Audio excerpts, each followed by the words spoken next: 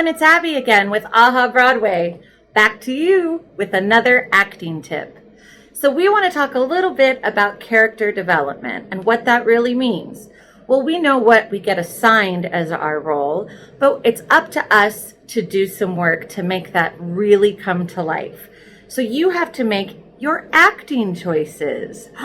Those don't always come from the director. They come from you, the actor, because that's your job, to tell the story. When you make those acting choices, which can range from a whole bunch of different things, the first thing that you really need to make sure of is it's something that can last the length of the show. You don't want to make a choice and then sort of fade out in the end. You want it to really resound for the entire show.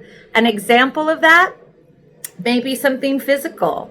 What if you gave your character a limp and all of a sudden halfway through the show it gets a little better, or you start limping with the other foot? So these are choices as an actor you really need to internalize and create as part of their story. That's what we call developing the character. Another example of that could be an accent. If you're not good at accents, it takes a lot of practice.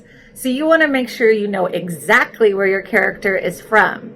And you also, that developing that character, you need to make sure that you can sustain that accent through the whole show.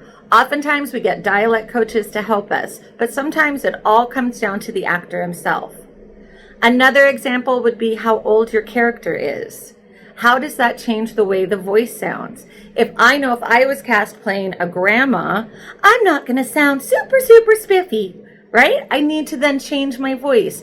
I need to develop the way my character looks, talks, walks, and that in turn helps us react, which is the biggest part of acting. So stay tuned for other acting tips from AhHa Broadway, everyone.